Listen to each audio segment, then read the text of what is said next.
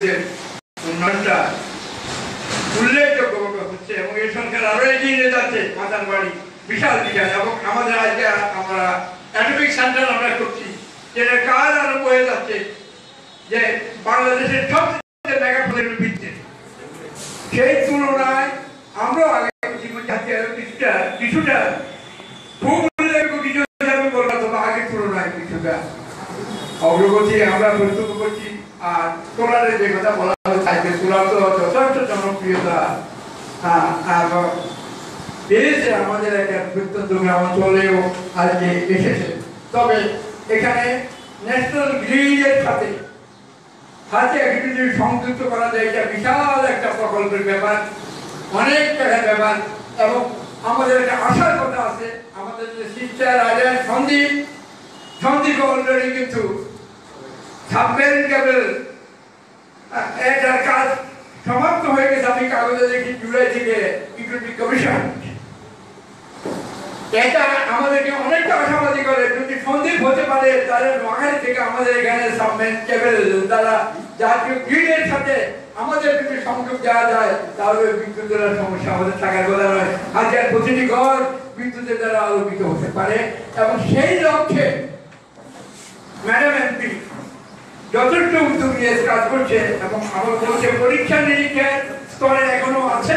তবে আমরা পজিটিভলি আস্তে আস্তে হাঁটিয়ে করে সেই লক্ষ্যে আমরা এগিয়ে যাচ্ছি যাতে করে আমরা হাতে হাতে বিদ্যুতের জাতীয় গ্রিডের সাথে আমরা যেন সংযোগ স্থাপন করতে পারি। আমি কিছু কথাবার্তা বলছি, আমরা একটানা শুধু সমস্যার কথা অবশ্যই বলা দরকার, বলা উচিত, কিন্তু আমাদের একেবারে নেতৃত্ব যে স্থবির হয়ে বসে আছে তা নয়। আমাদের অনেক বড় সমস্যার সমাধানের জন্য আজকে উদ্যোগের অভাব নেই, চলছে। এই গেল বিদ্যুৎ রিভার ইরোশন এটা আমাদের আমার ছাত্র জীবন যখন কলেজে বা বিশ্ববিদ্যালয়ে পড়ি আমি 12 মাইল হাইটা তারপরে নৌকা যোগে দেয় নদী ক্রস করে আমি নোয়াখালী যেতাম। আজকে সে 12 মাইলের তোলা আমার বাড়ি থেকে নদী আছে 1 মাইল, তাহলে 11 mile loss in course of this few decades. এটা আমাদের জন্য জীবন মরণ সমস্যা। আমি আজ থেকে 6-7 মাস আগে আমি রামগতি গিয়েছিলাম। রামগতির অবস্থা এরকম, রামগতি উপজেলা পরিষদ থেকে আমার মনে হয় 500 গজের কাছে নদী দাঁড়ানো, 22 ইয়ের বেশি হবে না, কিন্তু সেখানে ব্লক পাতিয়া তারা সফল হয়ে গেছে। আরবি কাজ করতেছে 1 কোটি টাকার কাজ সেখানে করছে। আমাদের নেতৃত্ব একেবারে অনড়ভাবে বসে নেই। আমি কিছু আপনারাও শুনেছেন, এটা টিভিতে আসছে, রেডিওতে আসছে, খবরের কাগজে আসছে। আজকে ব্লক বাঁধের জন্য 6 কিলোমিটার ব্লক বাঁধ দেওয়ার জন্য এক থেকে এটা অলরেডি পাস হয়ে গেছে। হয়তো কাজ আরম্ভ হতে নেক্সট দিনের প্রয়োজন হবে। গভর্নমেন্টের কাজ একটু হাঁটি পাপা করে লাগে, প্রসিডিউরের মাধ্যমে যায়।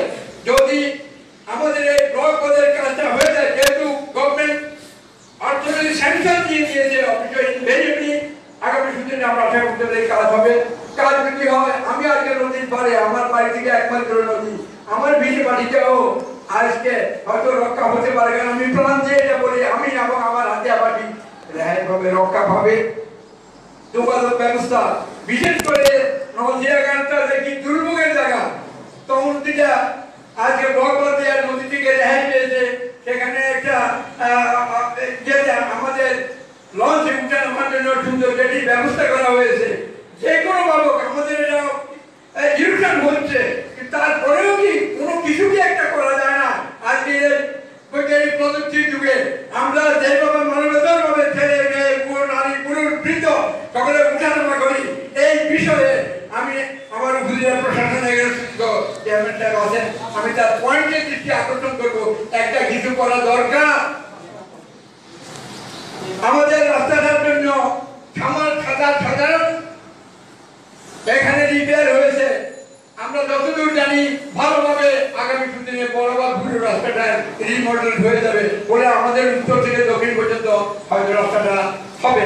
তবে এখানে আমার একটা দুঃখের কথা আছে, আমি দেখেছি এই যে কুয়াকাটা আজকে একটা বিখ্যাত টুরিস্ট স্পট হয়ে গেছে। কোন ক্রমেই আমাদের একটা ইম্পেরিয়াল নয়, আমাদের দুর্ভাগ্য এত বড় একটা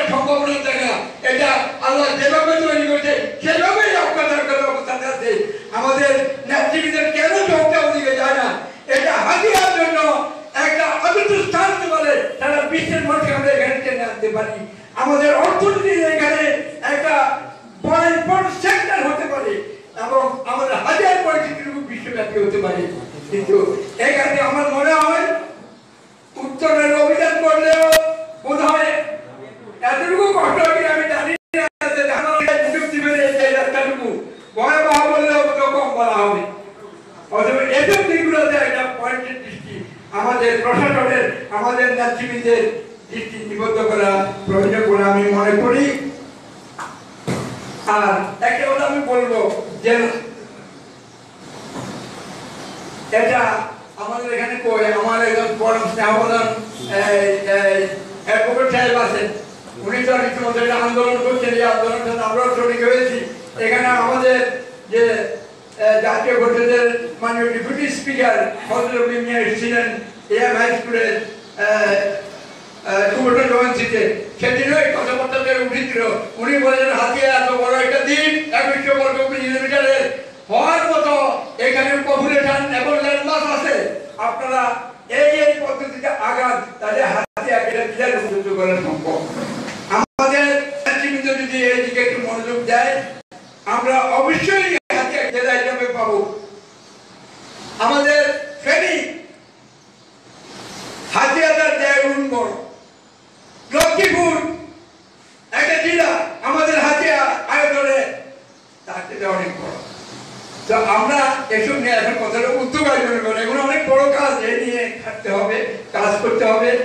আর আমি দেখি এখানে দেখুন যে একটার সাথে আরেকটা কাজ, আমার শেখ হাসিনা সরকার পুরো দেশটাকে শিল্পায়িত করার জন্য সাস্টেনেবল সেক্টর হিসাবে 100টি ইকোনমিক জোন স্থাপন করার জন্য ডিক্লারেশন দিয়েছে এবং ইতিমধ্যে 25-30টা ইকোনমিক জোনের কাজ প্রত্যন্ত অঞ্চলে চলছে।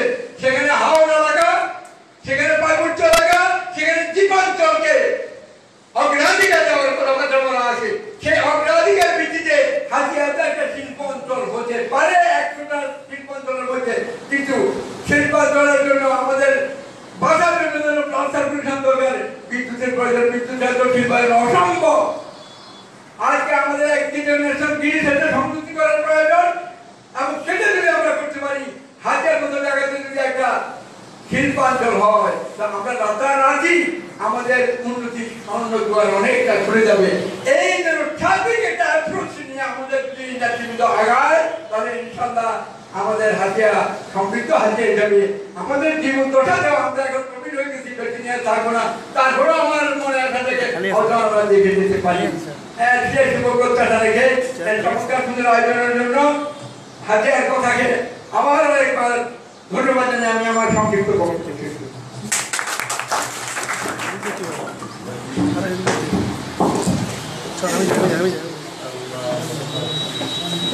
অসংখ্য ধন্যবাদ ও কৃতজ্ঞতা জ্ঞাপন করছি শ্রদ্ধাভাজন স্যারকে মহান মূল্যবান বক্তব্য দিয়ে আমাদেরকে উপকৃত করার জন্য। সম্মানিত উপস্থিতি, এ পর্যায়ে আমাদের মাঝে উপস্থিত বিশেষ অতিথি যিনি হাতিয়া কোস্টগার্ডের কমান্ডার জনাব কর্নেল লেফটেন্যান্ট শাকিল আহমেদ সাহেব, তিনি সাপ্তাহিক হাতিয়ার কথার জন্মদিন উপলক্ষে হাতিয়ার কথাকে ফুলের তোড়া দিয়ে শুভেচ্ছা জানানোর জন্য এক প্রচার ফুল এনেছেন। তিনি সাপ্তাহিক হাতিয়ার কথার সম্পাদক মহোদয়কে ফুলের শুভেচ্ছা জানাচ্ছেন।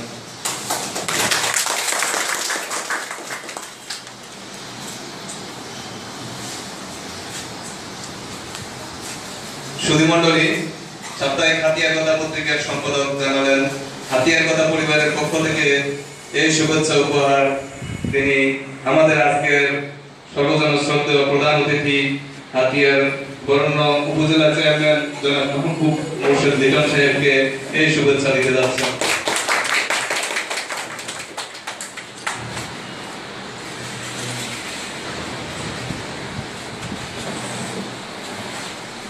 সম্মানিত উপস্থিতি, এ পর্যায়ে আমাদের মাঝে বক্তব্য দেওয়ার জন্য বিনীত অনুরোধ করছি আজকের অনুষ্ঠানের সম্মানিত বিশেষ অতিথি coast guard Hatiya commander lieutenant Shakil আহমেদকে।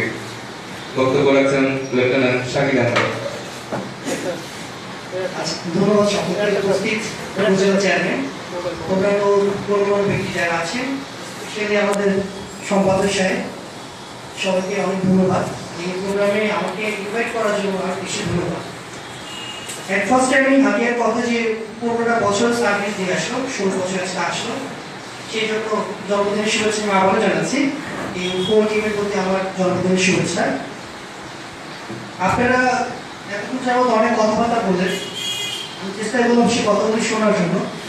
আপনারা অনেকে ভাবেন যে আমরা অন্য জায়গা থেকে আসছি, বাইরের লোক, বিদেশের লোক, বাট আমি কিন্তু সেটা ফিল করি না। আমি গত 2 মাস যাবত এখানে আছি, আমি চিন্তা করি বা চায়ের দোকানে যখন বসে তখন চিন্তা করি যে প্রবলেম কীভাবে সলভ করা যায়। আর আমি আজকে আমার গ্রামের বাড়ি থেকে দূরে, আমি যদি এখানে কিছু করি, মানুষের জন্য কিছু যদি করতে পারি, তাহলে আমার গ্রামেও যে কর্মকর্তা আছেন তিনিও নিশ্চয়ই করবেন, এটা ঠিক করতে। সেই জন্য হাতিয়াতে যে প্রবলেমগুলি আছে, আমি গর্ব নির্দিষ্ট কিছু কথা বলতে চাই, যেগুলো আসলে আমার মতো 2টা মাসে মনে হয়েছে যে না বললেই না। ফার্স্টে আমি যেদিন কোমর দিতে আসি, আমি আমার মাঝিকে জিজ্ঞেস করি যে চমৎকার জায়গা, ব্লক দেওয়া আছে, ব্লকটা কোন পর্যন্ত দেওয়া আছে? সে আমাকে বললো স্যার এটা কাটাখালি 20 পর্যন্ত দেওয়া আছে। কেন হয়নি? সে বললো স্যার 2 পক্ষ মারামারি করতে হয়নি। এটা কিন্তু একটা গুরুত্বপূর্ণ পয়েন্ট, 2 পক্ষ মারামারি কেমন হয়নি। আপনার এখানে মানুষ হচ্ছে 7 লাখ, এর মধ্যে আপনার 2 পক্ষই বিভক্ত, 3 লাখ 3 লাখ। কথা কি কারেক্ট? ইউএস এর মতো দেশে সেখানে সবাইকে আর্মস দেওয়া আছে, তাদের টাকা আছে, হাতিয়া শাখার প্রধান এখন বক্তব্য করতেছেন। আমি আমার হাতিয়াতে ব্রাজিল আর্জেন্টিনার খেলা তো নদী বাজারে খেলা শেষ, 2 পক্ষ আর্মস নিয়ে আসে। আমরা কোন পর্যায়ে আছি? আমি কি আর্মসের কারণে কি আমরা সবাইকে একতাবদ্ধ আছি? সবাই আজকে বলতেছি যে আমার নদী ভাঙন নিয়ে প্রবলেম, নদী ভাঙনের জন্য কয়জন কাজ করতেছে? আজকে আমার অস্তিত্ব নিয়ে সংকট, আমি সেটা না দেখে আমি করতেছি কি, আমি আজকে নতুন যে চর আসছে, চরের থেকে লাখ লাখ টাকা কামানোর জন্য আমি 10টা আর্মস থেকে একটা টাকা দল নামাই দিই। কে নামাচ্ছে আমি সবাই জানি, আমি কোনো দলের নাম না বলি, আমি কোনো ব্যক্তির নাম না বলি। আজকে আমি মাঝের থেকে টাকা নিচ্ছি, আরে বাবা আমার তো অস্তিত্ব সম্পর্কে 2029 সালে যদি এটা যদি শেষ হয়ে যায় তখন কি করবে? আপনি একটা জাতীয় গ্রিডের কথা বলতেছেন, আমি কি যে পারি না বায়োমিল বসাইতে? আমি কি পারি না বায়োমিল বসাইতে? আমি কি বাড়িতে এখানে পৌঁছটাকে জায়গা করছি নিঝুম দ্বীপের মতো চমৎকার জায়গা। আমি আমার আপুকে বললাম যে আমি স্টেশনে আছি, তুমি নিঝুম দ্বীপে ঘুরতে আসো। আমার বলবো যে ডাকাতের ভয়, আমার আপু যদি ডাকাতের ভয় না আসে, মিনিমাম 20% মানুষজন যারা ডাকাতের ভয় এদিকে আসে না। আপনি যদি সেখানে শরীরকে আনতে পারতেন, মধ্যে থেকে নিঝুম দ্বীপে ঘুরতে আনতে পারতেন, তাদেরকে আপনি নিজে চলে দেখাতে পারতেন যে স্যার দেখেন আমার নদী ভেঙে যাচ্ছে, কিছুই কিন্তু বলছেন। আজকে উপজেলা চেয়ারম্যান সাহেবকে বলেছেন ওনার তো একটা লিমিটেশন আছে, উনি কোন পর্যায়ে যেতে পারেন, উনি বড়জোর এই বিষয়ে পর্যন্ত যাবেন। আপনি এখানে ভালো কিছু করেন, এখানে যুবকদের নিয়ে একটা সঙ্গ করেন বা নতুন কিছু আবিষ্কার করেন বা বাপার ফসল দেন, ঢাকা থেকে সাংবাদিকরা আসুক, তারা আসে তখন ভাই বলবেন যে ভাই দেখেন এটা। আমি ছোট এক্সাম্পল দিই, আমি একটা পন্তুন নিয়ে আসছি কোস্টগার্ডের জন্য, আমার পন্তুনে পানির জন্য কিছু নেই, আমার পন্তুনে যাওয়ার জন্য কিছু নেই। আমি যেটা করি, আমি আমার কোস্টগার্ডের উপর সার্ভে নিয়ে আসি, স্যার দুপুরবেলা আমার একটা খেয়ে যান, খেয়ে গেলে কি হবে? খাওয়ার সময় দেখা দিয়েছি স্যার আমার তো যাওয়ার রাস্তাটা নেই। আমি উপজেলা চেয়ারম্যানকে চাওয়ার দেওয়া কেন? উনি আসলে আমার কাছ থেকে একটা নলকূপ নিয়ে নিন। আপনারা সেই কাজটা করেন, দেশের মসজিদে কি জায়গায় নিয়ে আসেন, আপনাদের এমপি সাহেব আছেন, এমপি সাহেবকে যদি নিয়ে আসেন, দেখেন যে আমার তো ভেঙে যাচ্ছে, কি করবো? এখানে আলো আলোচনা করে উপজেলা চেয়ারম্যানের কাছে দিয়ে গেলাম, শেষ, আমাদের দায়িত্ব শেষ। এখানে কতজন শিক্ষিত মানুষজন আছেন? আপনার কি মনে হয় উপজেলা চেয়ারম্যান সাহেব একাই সব করতে পারেন? তো সুপারম্যান, আমরা কিছু করতে পারি না। আমি বরিশাল কলকাতায় কোথায় দেখলাম যে নদী পার করার জন্য কোনো সাঁকো নেই, ওনার গ্রাম দিয়ে ব্রিজ করে দিয়েছে, সেই গ্রাম করতে খরচ লাগছে প্রায় 2 কোটি টাকা, জনগণ নিজেদের মতো করে দিয়েছে। আজকে আমি একটা ডাকাত ধরে ডাকাতের কাছ থেকে টাকা পাই 70 লাখ, টাকাটা কাদের? আপনাদের। কারণ আপনাদের কিন্তু টাকা পয়সা কিন্তু অভাব নেই, আপনার একটা জেলে গিয়ে 3 লাখ টাকা দিয়ে ছড়াই নিয়ে আসেন, আপনাদের কি টাকা পয়সার অভাব কিন্তু সেভাবে নেই। সমস্যা হচ্ছে আমরা কিন্তু ঐক্যবদ্ধ না, আমরা চায়ের দোকানে আসলে 2 পক্ষ 2টা আর্মস নিয়েছি, এটা কি কি আমি মিথ্যা কিছু বলতেছি? কারণ হচ্ছে এটা পুরোপুরি সত্যি কথা। আমরা যে মসজিদে আছি, আমরা যদি আমাদের দিকে এই নিজেদের মধ্যে ঐক্যবদ্ধ হতে না পারি, আলাপ আলোচনা করে তো লাভ। আলাপ আলোচনার জন্য টেবিলে বসলাম, আবার যখন চার দুগুণে যাবো দুইজন বিপক্ষেই যাবে, আবারও ব্রাজিল আর্জেন্টিনা কথা বলে দুই পক্ষ আওয়াজ নিয়ে আসবে। আর এগুলির প্রভাবটা কি হয়, চ্যানেলে যখন এই সংবাদ আসে যে হাতিয়ার ডাকাতের উৎপাদ, সংবাদ আসে যে আমি টিভি খুলে দেখেছি বলে হাতিয়ার অবৈধ ইট ভাটা নিজের দিক থেকে কাজ নিয়ে যাচ্ছে। আপনি কি মনে হয় কোনো গুড নিউজ কি হাতিয়ার থেকে যাচ্ছে? গত 6টা মাসে কোনো গুড নিউজ গেছে? আমি তো টিভিতে পাই। আমরা কিন্তু পাই যে স্বর্ণদ্বীপে দ্বীপ যেখানে লোকজন নাই সেখানে আর্মি নিয়ে আজকে এত কিছু করে দিচ্ছে, সেখানে রাষ্ট্রপতি পর্যন্ত এসে আমরা রোহিঙ্গাদের জন্য নেভি ভাষার জন্য জায়গা করতেছে, সেখানে ইনফ্রাস্ট্রাকচার অভাব নেই, সেই জায়গার জন্য নাকি হচ্ছে এখন নৌকার ভাড়াই নাকি বেড়ে গেছে। আমাদের এটা কেন হচ্ছে? আমরা কি এখানে বড় বড় কাউকে আনতে পারতেছি? আপনারা বল কাউকে আনতে পারতেছি? আমাদের এখানে তো মন্ত্রী আনতে হবে, আমাদের এখানে সচিব আনতে হবে। সচিবকে ঘোরার জন্য দাওয়াত দিয়ে আসেন যে স্যার নিজন দিন দেখে যান, নিজন দিন দেখতে যাওয়ার সময় নজরে একটা দেখা যায় স্যার এখানে তো চিঠি নেই, এই জন্য আমরা আপনাকে এখানে রিসিভ করতে পারি। আমার কথা বলে কি আপনি বুঝতে পারতেছেন? আমি কিন্তু ধর্ম নির্বিশেষে কথা বলতেছি। এই হাতিয়া যদি 10 বছর পর আমি যদি দেখি যে এটা ডেভেলপ হয়েছে, আবার ভালো লাগবে, আমি বলবো যে আমি এখানে এক সময় স্টেশন কমান্ডার ছিলাম, আজকালটা ভালো। আর যদি দেখি যে 10 বছর পর হাতিয়া ভেঙে গেছে, আমার খুব কষ্ট লাগে যে এই জায়গায় আমি আগে স্টেশন কমান্ডার ছিলাম, এই জায়গায় আজকে সমুদ্রে পানি হয়ে গেছে, তাই না? কত চমৎকার জায়গা চিন্তা করেন, নিজের জীবনের মতো জায়গা আছে, আপনার এই পাশে কতগুলো চর আছে, চরের মধ্যে আপনাকে একটা কিন্তু প্রজেক্ট কিন্তু নিতে পারেন। আপনি কিন্তু কিছু করতেছি, কি করতেছি? আমি চরের মধ্যে ডাকাত করতেছি। কেন ডাকাত? আমার নির্বাচনের সময় সে হাতে মারামারি করছে। আমি কি ভুল কিছু বলছি? আপনারা বলেন। আমরা কিন্তু ইচ্ছে করেই পাই, চায়ের দোকানে একটা ছেলে আর্মস নিয়ে এসো, আমরা সবাই মিলে ধরে পালাই দিই। এই মারামারি করে তো লাভ নেই, নিজের অস্তিত্ব সংকটে। আর্মস দিয়ে কি হবে যদি 10 বছর পরে এখানে জায়গা না থাকে? আমি শুনে আমাকে বলে যে মাঝে অনেক বড় বড় হচ্ছে বাজার ছিল, নচিরা বাজার, কিছু তো নাই। নতুন যদি 10,000-20,000 টাকা দিয়ে একটা আর্মস না নিয়ে এসে একটা ব্লক নিয়ে আসতো, এতদিনে দেখতে যে নচিরা ঘাটের পাশে ব্লক বসে গেছে। আমি কি কথা ভুল বলছি? আপনি এই যে 500টা আর্মস না নিয়ে এসে 500টা ব্লক নিয়ে আসতেন অন্য জায়গা থেকে, জায়গা গেছে হইতো? আমরা কি করতেছি? আর্মস কি হবে? 2 দিন পর হাতিয়ার ডুবে গেলে তো কি করবেন, তাই না? আমার এখানকার লোকজন যখন জায়গা জমি হারাচ্ছে, তারা যে চরের মধ্যে আছে, চরে যে ডাকাত চরের মধ্যে থাকতেছে, সেই ডাকাতে কেসে করতেছে, এটা আমরা সবাই জানি।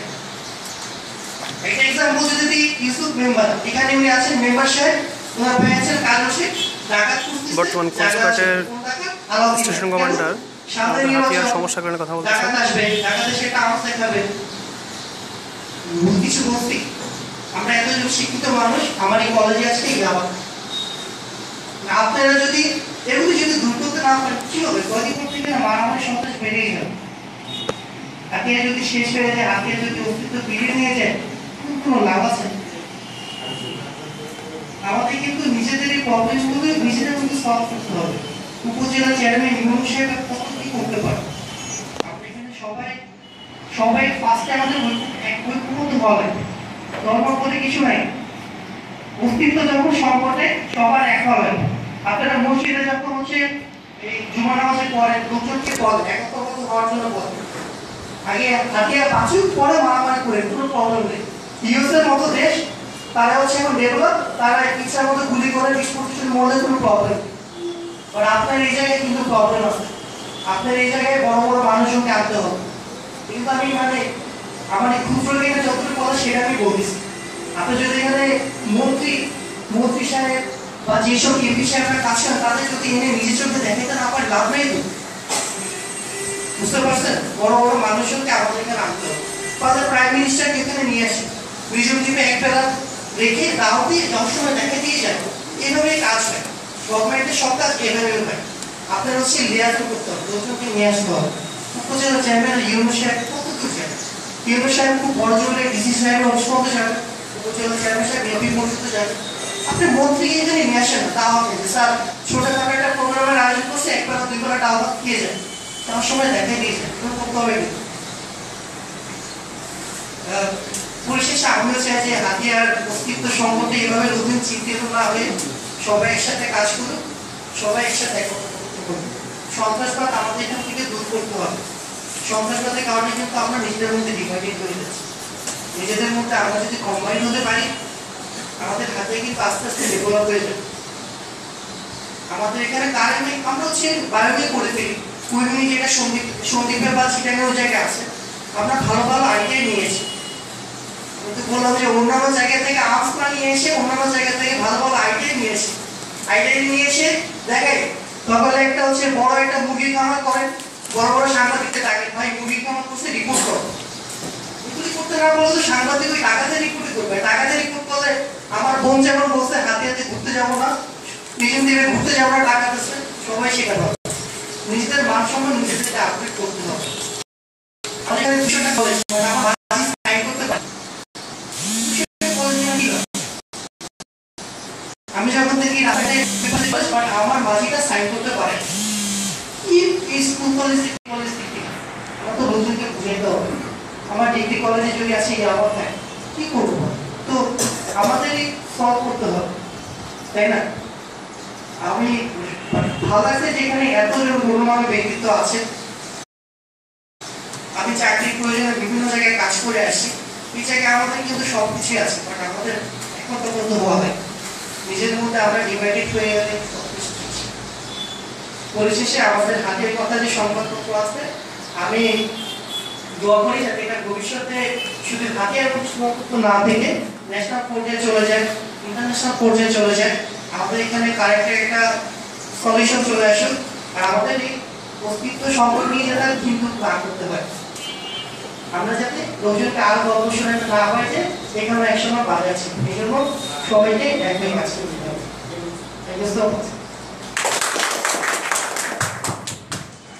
অসংখ্য মোবারকবাদ। We are grateful to you, Shakil ভাই।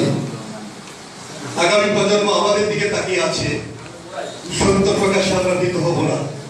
এই মৃত্তিকার প্রতি এবং আমাদের দৃঢ় অঙ্গীকার, আমাদের বিশ্বাসে প্রত্যয়ে হাতিয়ার সহকতাতে শোক সমৃদ্ধির গভীর উন্মুখ। এ পর্যায়ে হাতিয়ার কথার পত্রিকার সম্পাদক প্রকাশক জনাব মাসুদুর রহমান বাবর ভাইকে কিছু কথা বলার জন্য আমি বিনীত অনুরোধ করছি। বিসমিল্লাহির রহমানির রহিম। আজকের এই অনুষ্ঠানের সম্মানিত প্রধান অতিথি, হাতিয়া দ্বীপের অহংকার, হাতিয়াকে সাজানোর জন্য সমস্যার উপর যোগাযোগ ব্যবস্থা, আমাদের শ্রদ্ধাভাজন বড় ভাই উপজেলা চেয়ারম্যান জনাব মাহবুব হোসেন, আমাদের মাঝে উপস্থিত শ্রদ্ধেয় প্রিন্সিপাল মোহাম্মদ এনাম, তরুণ প্রজন্মের অহংকার কোস্টগার্ড হাতিয়ার কমান্ডার লেফটেন্যান্ট সাহেব, আমাদের মাঝে উপস্থিত কবি বন্ধু নঈম শামীম খান, আমার শ্রদ্ধেয় স্যার হাতিয়া ডিগ্রি কলেজের জনাব মানজুর হক, সাবেক অধ্যক্ষ হাতিয়া ডিগ্রি কলেজ, আমার স্যার হাফেজা উচ্চ বিদ্যালয়ের প্রধান শিক্ষক এবং মাধ্যমিক শিক্ষক সমিতির হাতিয়া উপজেলা শাখার সম্মানিত সভাপতি জনাব মোজাম্মেল হক, বিশিষ্ট আলেম দ্বীন হাতিয়া উপজেলা জামে মসজিদের খতিব, চরকিং হাতিয়া মাদ্রাসার সম্মানিত অধ্যক্ষ জনাব আব্দুল কাদের মুসলিউদ্দিন, সাবেক মাধ্যমিক শিক্ষক সমিতির সভাপতি হেডমাস্টার জনাব গিয়াসউদ্দিন, হাতিয়া ডিগ্রি কলেজের উপাধ্যক্ষ জনাব সামিল হক সাজু, প্রবীণ রাজনীতিবিদ সমাজ সেবক বরিচর ইউনিয়নের জনাব আমিন ফরাজি, অ্যাডভোকেট আব্দুর রহিম, ব্যবসায়ী আব্দুল কাদের সহ সাংবাদিক সাহেব ছবি জিএম ইব্রাহিম সহ সম্মানিত সুধীবৃন্দ, আপনাদের সকলকে হাতিয়ার কথা পরিবারের পক্ষ থেকে জানাচ্ছি আন্তরিক শুভেচ্ছা ও ফুলেল অভিনন্দন। আজকের দিনটি আমাদের জন্য, হাতিয়ার কথা পরিবারের জন্য, হাতিয়াবাসীর জন্য এই আনন্দের দিন। 2003 সালের এমনি এক বৃষ্টি ভেজা দিনে হাতিয়ার কথা আত্মপ্রকাশ করেছে। বৃষ্টি ভেজা দিন ছিল, যারা সেই 2003 সাল থেকে অদ্যাবধি হাতিয়ার কথার সাথে কলা কৌশলী হিসেবে কাজ করে যাচ্ছেন, সবাইকে আমি শ্রদ্ধার সাথে স্মরণ করছি, আন্তরিক শুভেচ্ছা জানাচ্ছি। আজকের দিনে হাতিয়াবাসীকে শুভেচ্ছা জানাচ্ছি। হাতিয়াবাসী আমাদের পাশে ছিল, আমাদের আন্তরিক সহযোগিতা করে আসছে, আমাদের ডাকে বিভিন্ন সময়ে সাড়া দিচ্ছে। আমরা আশা করি হাতিয়ার উন্নয়নে আমাদের যে লক্ষ্য, আমাদের যে মিশন ভিশন হাতিয়ার কথা, সেটা আমরা বাস্তবায়ন করার জন্য ইতিমধ্যে অনেক দূরে এগিয়ে গেছে। হাতিয়া আজকে বাংলাদেশের একটা অন্যতম সম্ভাবনাময় এলাকা। প্রেসিডেন্ট মহামান্য রাষ্ট্রপতি আব্দুল হামিদ সাহেব কিছুদিন আগে হাতিয়ার এই স্বর্ণদ্বীপ যখন এসেছিলেন, হাতিয়ার বিস্তীর্ণ জনপদ, হাতিয়ার সম্ভাবনার কথা তিনি বলেছেন যে হাতিয়া পরিকল্পিতভাবে ডায়নামিক নেতৃত্ব পেলে এই হাতিয়াই হবে দ্বিতীয় সিঙ্গাপুর। হাতিয়াকে সেভাবে গড়ে তোলা যায়। এই কথাগুলো আমাদের অনেক নেতৃবৃন্দ বলে আসছেন যে পরিকল্পিতভাবে এই দ্বীপের উন্নয়নের জন্য যদি কাজ করা হয়, এই দ্বীপকে আসলে সিঙ্গাপুরে পরিণত করা যায়। আমি সেটা বিশ্বাস করি। আমরা আজকের এই প্রবন্ধে উপস্থাপন করেছি, শত প্রতিকূলতার মাঝেও আমরা আশার বাণী দেখি, আমরা উদ্দীপ্ত হই, আমরা গর্বে আমার বুক ফুলে ওঠে। আমি হাতিয়ার সন্তান, আমি হাতিয়াকে ভালোবাসি।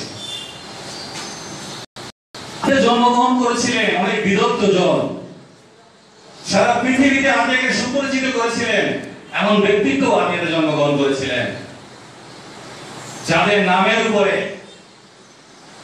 হাতিয়াকে সারা পৃথিবীতে মানুষ চিনেছে, সারা দেশে হাতিয়াকে সুপরিচিত করেছে। সেই ব্যক্তিত্ব হাতিয়াতে জন্মগ্রহণ করেছিলেন, মন্ত্রিত্বের আসনেও ছিলেন।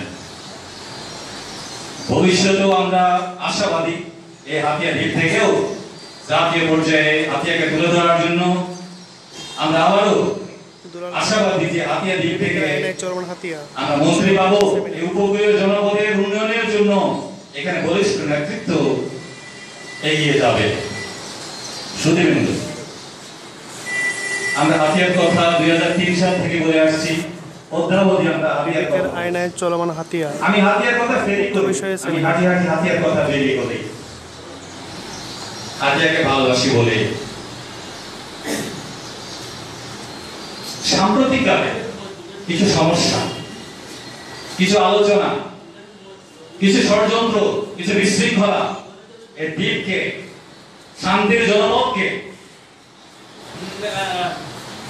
আমাদের অশান্তির জনপদে, সন্ত্রাসের জনপদে তৈরি করার জন্য প্রচেষ্টা চলছে, প্রচেষ্টা হচ্ছে। চতুর্থ শ্রেণীর ছাত্র যখন সন্ত্রাসীদের গুলিতে নিহত হয়, সারা বাংলাদেশে যখন ফেসবুকে চলে আসে সেই হাতিয়ার সন্ত্রাসের কথা, ছিল রাজনৈতিক সহিংসতা। এই রাজনীতির জন্য, রাজনীতির যে লাভবান হওয়ার জন্য, রাজনীতির উচ্ছিষ্ট ভোগ করার জন্য, রাজনীতির সুবিধা ভোগ করার জন্য, আর্থিকভাবে লাভবান হওয়ার জন্য যে প্রতিযোগিতা, সেই প্রতিযোগিতায় আজকে হাতিয়াকে তৈরি নিয়ে যাচ্ছে। কেউ কারো দোষ দিচ্ছেন, ওরা সব শুধু খেয়ে ফেলছে, আমরা খেতে পারছি না। আমি স্পষ্ট দেখি এটাই হচ্ছে দ্বন্দ্ব। কেউ খাক, আমরা বলছি কেউ খাচ্ছে, আমরা কেউ খেতে পাচ্ছি না। এছাড়া কিসের দ্বন্দ্ব? আজকে তো হাতিয়া সেই দ্বন্দ্ব হওয়ার কথা ছিল না। আজকে যে দল ক্ষমতায়, সে দলের নেতৃবৃন্দ হাতিয়াতে আজকে ক্ষমতায়, সে দলের বিভিন্ন পর্যায়ের ইউনিয়ন পরিষদ থেকে শুরু করে সব জায়গায় নেতৃবৃন্দ আছে। হাতিয়া বাংলাদেশে যারা ক্ষমতায় আসে, হাতিয়া তারা ক্ষমতায় আসে না। এরকম একটা ট্রেন্ড ছিল, ট্রেডিশন ছিল, সেই ট্রেডিশন ভেঙে গেছে। আজকে বাংলাদেশে যারা ক্ষমতায়, হাতিয়াতেও তারা ক্ষমতায়, তারপরেও আমাদের সমস্যা হয়ে গেছে। আমরা কোন দিকে দৃষ্টি দিব? উন্নয়নের দিকে দৃষ্টি দিব নাকি ভাগ বাটোয়ারার দিকে দৃষ্টি দিব? যে সন্ত্রাস আমরা লালন করছি, আসলে আজকে এই কথাগুলো বলতে হয়। আমাদের হাতিয়ার প্রতিটি গ্রামে গ্রামে আজকে অস্ত্র ঢুকে গেছে। আমি নিজ চোখে অনেকের হাতে এভাবে প্রকাশ্যে মিছিলে অস্ত্র দেখেছি। আমি সেই সন্ত্রাসীদেরকে রাস্তায় আলো দেখে ঘোরাফেরা করতে, যাদের বুলেটের আঘাতে তাজা প্রাণ ঝরে গেছে, তারা পলাতক থাকার কথা, তারা আত্মগোপনে চলে যাওয়ার কথা, তারা জেলখানায় থাকার কথা, কিন্তু প্রকাশ্য দিকবালকে তারা বুক ভরিয়ে রাস্তায় হাঁটছে। এটা অনেক শাসনের প্রতিবিধান চলছে। এই অবস্থা আমরা চাই না। এই অবস্থা আমরা পরিবর্তন চাই। মাননীয় উপজেলা চেয়ারম্যান, প্রোগ্রাম চলছে, আপনি এখন আসতে পারেন। মাননীয় উপজেলা চেয়ারম্যান, আপনি সুদৃষ্টি দিলে আইনের শাসনে দেশে প্রতিষ্ঠিত হবে। আমাদের সীমানা বিরোধ রামগতির সাথে, মনপুরার সাথে, সন্দ্বীপের সাথে, আশা করি এই বিষয়গুলো গোল টেবিল বৈঠক করে জনমত গড়ে তুলে আপনারা উদ্যোগ গ্রহণ করবেন। আমরা প্রস্তাবনা এনেছি, আজকে আমরা প্রস্তাবনা এনেছি আইন শৃঙ্খলা পরিস্থিতিকে সর্বোচ্চ গুরুত্ব দেওয়ার জন্য, হাতিয়ার এই জনপদকে শান্তির জনপদে পরিণত করার জন্য।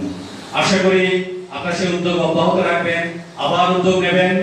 আমরা আমাদের কথা বলেছি, বলে আসছি এবং বলে যাব।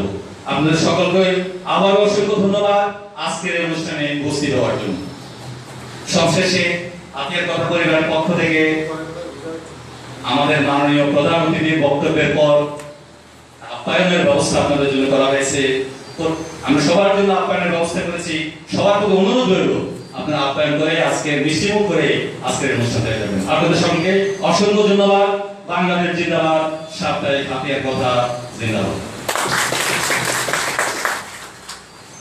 ধন্যবাদ জনাব বাবা ভাইকে সময় ভূমিকে কথা বলার জন্য। যেখানে মানুষের সংস্কৃত ভূম্রজাল, সেখানেই অসাধু মানুষের আনাগোনা। আমাদের নেতারাও তাই বুঝেন। তবুও দরকার ওই সমস্ত লগ্ন মানুষের হিংস্র থাবা থাকুক আস্তিনের পকেটে, ঠিক ততদিন রাখা যায়। তারপর কোন এক মুন্সিয়া টাকা, পাশার টাকাদের মতো ছবি ফেলা দেওয়া যাবে নর্দমায়। আমি আশা করি আমাদের আজকের প্রধান অতিথি ওইরকম নেতা নন। আমাদের প্রধান অতিথি একজন আলোকিত মানুষ, একজন মানুষ সমাজ বিনির্মাণের কারিগর। আমি ওনার কাছ থেকে হাতিয়ার উন্নয়নের জন্য এখন রূপরেখা চাচ্ছি এবং এই পর্যায়ে আমি ওনাকে বিনীত অনুরোধ করছি যে ওনার মূল্যবান ভাষণ দেওয়ার জন্য।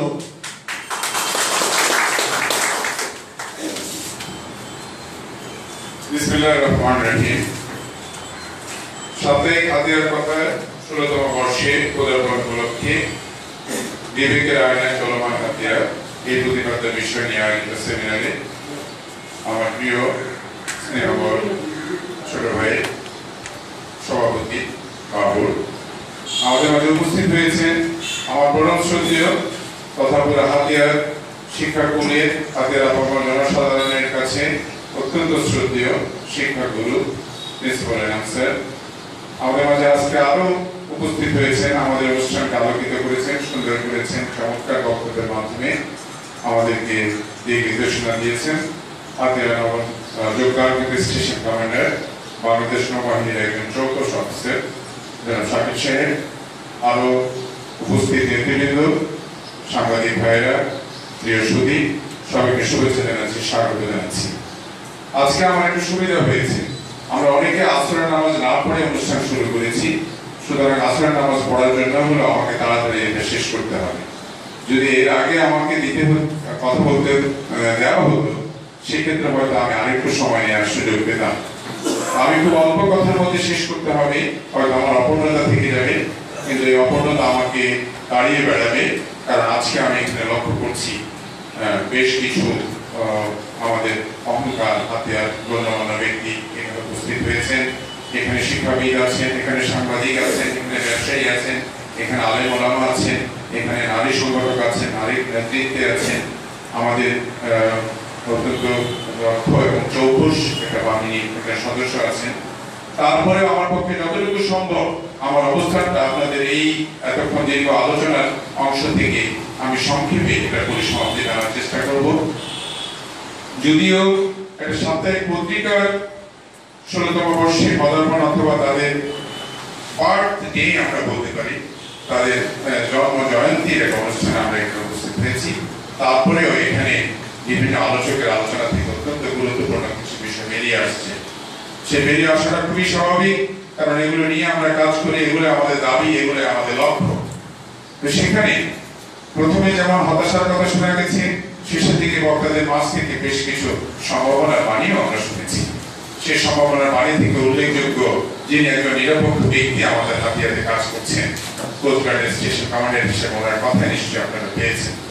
সেখানে ওনার বক্তব্য উনি বারবার বেরিয়ে আসছে, আমি একজন স্থানীয় সরকারের প্রধান মাত্র, এবং এটা শব্দের মধ্যেই এটার অর্থ লুকায়িত। স্থানীয় সরকারের প্রধান মানেই বুঝতে পারছেন স্থানীয়ভাবে যে সরকার যে প্রভিশনটা করেছে, যে থিমটা করেছে, যে কনসেপ্টটা করেছে, সেই কনসেপ্টের আমি একজন চিফ মাত্র। সেন্ট্রাল বিষয়ে অনেক কিছুতেই আমার স্পটটা গুলোয় না, আমার ক্যাপাসিটি গুলোয় না, সেগুলো নিয়ে কথা বলা। তারপরে কিন্তু আপনাদের নির্বাচিত প্রতিনিধি হিসেবে আমি আমার প্রথম দিন থেকে থেমে নেই। সেই থেমে না থাকার কারণে আমাদের পক্ষে সম্ভব হয়েছে গত 4 বছরের মাত্র অধিক কিছু সময়ের মধ্যে আপনাদেরকে দৃশ্যমান কিছু উন্নয়ন দেখাতে। সেই দৃশ্যমান উন্নয়ন বলতে আমি বুঝি সবার আগে আমাদের সুস্বাস্থ্য। আমাদের এই গর্ভবতী মায়েদের জন্য কোনো সেবায় হাতিয়াতে চালু ছিল না। একজন ভক্ত কিন্তু আমাদেরকে এটার জন্য একটা ধন্যবাদ দিয়েও আপনাদের কৃতজ্ঞতা জানাননি। সেই গর্ভবতী মায়েদের জন্য এখানে সেবা চালু হয়েছে। 5 বছরের প্রজেক্ট শেষ হয়ে আবার নতুন করে 5 বছরের জন্য এটা এক্সটেনশন হয়েছে, আরো নতুন রূপে, আরো নতুন আঙ্গিকে। এবং সেখানে সেই গর্ভবতী মায়েরা গত 6 বছর আগে, গত 5 বছর আগে যে গর্ভবতী মায়ের হাতিয়াতের সংখ্যা ছিল, পার্সেন্টেজ ছিল স্কিল পার্ট অ্যাটেন্ডেন্স, একজন স্বাস্থ্যকর্মী আমার এখানে উপস্থিত আছে, সাক্ষ্য হিসেবে আমি ওনাকে বলতে পারি সেই স্কিল পার্ট অ্যাটেন্ডেন্সে হাতিয়ার যেখানে সূচক ছিল 0.2, অর্থাৎ 1000-এ মাত্র 2 জন। সেই 2 জন কারা জানেন? সেই 2 জন হলো আমার সন্তান, আপনার সন্তান। সেই 2 জন হলো আমাদেরই যারা সামর্থ্য আছে, যারা আমাদের গর্ভবতী মায়েদেরকে আমরা এখান থেকে শিফট করে অন্য জায়গায় সেবাটা পেয়েছি। সেখান থেকে সেই সূচক গত 4 বছর কাজ করে আমরা 2 থেকে 36 উন্নীত করেছি। অর্থাৎ বাংলাদেশের প্রেক্ষাপটে এই সূচকে আমরা দৃশ্যমান উন্নতি সাধন করেছি। এরপরে আমরা সেই নবজাতকের সেবায় আমরা অবদান রেখে আসছি। আমি আশা করছি এটা যদি এই সেবা যদি আমরা আপনাদের কাছে দৃশ্যমান না হতে পারি, তাহলে কি সেবা আপনারা চান এই বিষয় নিয়ে আমাদের যথেষ্ট সন্দেহ আছে। আমি আশা করব আপনারা শুধুমাত্র আমাদের ব্যর্থতাগুলোর দিকে না তাকিয়ে আমাদের যে সফলতাগুলো আছে সেগুলো নিয়েও আপনারা কথা বলবেন এবং সেগুলো নিয়ে আমাদেরকে ধন্যবাদ দিবেন। তাহলে আমরা অনুপ্রেরণা পাবো আরো বেশি করে আপনাদের জন্য কাজ করার, আমরা নিজেদের মধ্যে স্পৃহা পাবো। এরপরে আসছে শিক্ষা। আপনারা অবগত আছেন এবং আমি বিশ্বাস করি এখানে মধ্যেই উপস্থিত আছে, এবার আমাদের ম্যাট্রিক পাস করে ইন্টারমিডিয়েটে ভর্তি হওয়ার জন্য যে সন্তানরা হাতিয়ার বাইরে ভর্তি হতে গেছে, তার মধ্যে 6টা ছেলে, হাতিয়ার 6টা ছেলে নটর ডেমে চান্স পেয়েছে, হাতিয়ার 6টা মেয়ে হলি ক্রসে চান্স পেয়েছে। আপনি বলেন আমাদের জন্য কত বড় অর্জন এটা।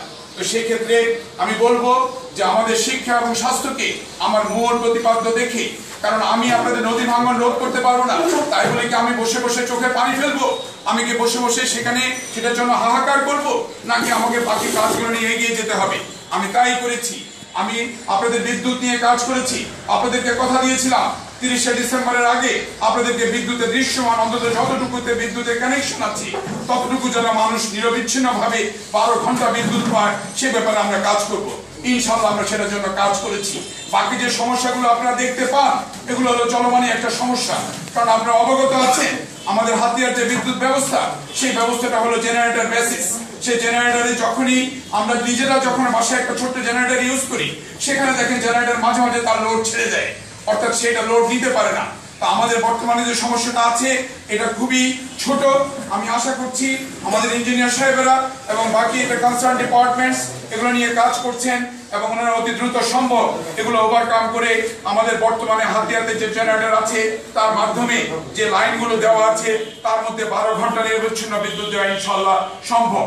এরপরে আসছে আপনাদের সবচেয়ে গুরুত্বপূর্ণ বিষয় নদী ভাঙন। আমি প্রথমে আপনাদের থেকে ক্ষমা চেয়ে নিয়েছি যে আপনাদের যে জনপ্রতিনিধি আমি, সেই জনপ্রতিনিধি আমি হাতিয়া উপজেলা চেয়ারম্যান, তার মানে স্থানীয় সরকারের প্রধান। নদী ভাঙনের মতো একটা বিরাট বিষয় নিয়ে কথা বলার স্পর্ধা আমার নাই। তারপরে আমি থেমে নেই মাননীয় এমপির সাথে, মাননীয় এমপি মহোদয়ের সাথে বিভিন্ন দপ্তরে, বিশেষ করে এটা যে কনসার্ন ডিপার্টমেন্ট আছে, এটা যে রিলেটেড ডিপার্টমেন্ট আছে, সেগুলোর সাথে আমরা কথা বলেছি। অনেস্টলি আপনাদেরকে যেটা বলছি, এখনো পর্যন্ত উত্তর মাথার ব্যাপারে সরকারের কোনো গ্রিন সিগন্যাল পাওয়া যায়নি। কারণ সেখানে খুব আনপ্রেডিক্টেবল হিসাবে এটাকে সরকারের বিভিন্ন সংস্থাগুলো এই পর্যন্ত রিপোর্ট দিয়েছে। সেই রিপোর্টগুলোকে ওভারকাম করে সেগুলো ডিপিপি তৈরি করে এবং সেগুলো একদিকে দেওয়া পর্যন্ত আমাদের এখনো সময় বাকি আছে। আমাদের এখনো কিছু সময় মাননীয় এমপি মহোদয়ের বাকি আছে। আমার এখনো প্রায় 9 মাসের বেশি সময় বাকি আছে। যেহেতু আমরা পথ চলা শুরু করেছি, ইনশাআল্লাহ আমি বিশ্বাস করি আমাদের এই মেয়াদের মধ্যেই আপনাদেরকে একটা দৃশ্যমান কিছু আমরা উপহার দিতে পারবো বলে আমি বিশ্বাস রাখি। বিদ্যুতের ব্যাপারে আপনাদেরকে কথা দিতে পারি, ইনশাআল্লাহ আগামী ডিসেম্বরের মধ্যে আরো কমপক্ষে 2টো মেশিন, 2 মেগাওয়াট করে 4 মেগাওয়াট, আরো 2টো মেশিন আমরা এই হাতিয়াতে ইন্ট্রোডিউস করব। এবং আমার প্ল্যান, আমি জানি না আমি সফল হব কিনা। আমার প্ল্যান এই 2টো মেশিনকে নিয়ে আমাদের হরেন্দ্রকোটে যে আমাদের যে বিদ্যুৎ কেন্দ্রটা, সেখানে ব্যর্থতায় পর্যবসিত হয়েছে, সেখানে নতুন করে ইনফ্রাস্ট্রাকচার তৈরি করে দক্ষিণের জন্য একটা মেশিন এবং সেদিক দিয়ে উত্তরে সোনাদিয়া এবং কমরুদ্দির জন্য পশ্চিমে সোনাদিয়া এবং কমরুদ্দির জন্য আমরা আরেকটা মেশিনের ব্যবস্থা করতে পারি কিনা, আমার সেখানে সেই সিদ্ধান্ত এবং সেই প্ল্যানও চলমান আছে। সর্বোপরি আমি আপনাদেরকে বলবো যে আমাদের হাতিয়ার ইনফ্রাস্ট্রাকচার, নদী ভাঙন, বিদ্যুৎ, অবকাঠামো, এই সব কিছুকে কেন্দ্র করে আগামী 23শে জুলাই অর্থাৎ এই মাসের 23 তারিখ এই হাতিয়াতে পদার্পণ করছেন লঞ্চের মাধ্যমে বাংলাদেশের ডেনমার্কের রাষ্ট্রদূত এবং ওনার পুরো পরিবার সহ। ওনাকে লঞ্চ আনার অর্থটাই আপনারা বুঝতে পারছেন। আপনারা বলেন ডেনমার্কের মতো একটা রাষ্ট্রের রাষ্ট্রদূত লঞ্চে করে হাতিয়ে আসছেন, তার মানে কি এখানে কারো না কারোতে কোনো হাত আছে? ওনাকে লঞ্চে আনার পেছনে কারো না কারোতে কোনো চয়েস আছে? সেক্ষেত্রে আমার উদ্দেশ্য হলো একটাই, আমার পক্ষে যদি সম্ভব হয় আমি ওনাকে এই রোড দিয়ে না এনে, উস্থালি কমরুদ্দি রোড দিয়ে না এনে, ওনাকে আমি ঘুরিয়ে হিলটন রোড দিয়ে নিয়ে আসবো। তখন ওনার চোখের সামনে এই রোডটা পড়বে, উনি দেখতে পাবে, উনি নিজে সেটা ফিল করবে। এবং আমার ইচ্ছা, আমি জানি না আমি সফল হবো কিনা, কারণ আপনারা জানেন একজন রাষ্ট্রদূতের প্রোগ্রাম সফরসূচি আমরা ঠিক করতে পারি না, তারা সেখান থেকে ঠিক করে। তারপরে আমার প্ল্যান হলো আমি নিজে ড্রাইভ করে নিয়ে হলো ওনাকে ওই জাহাজ ভাড়া আমাদের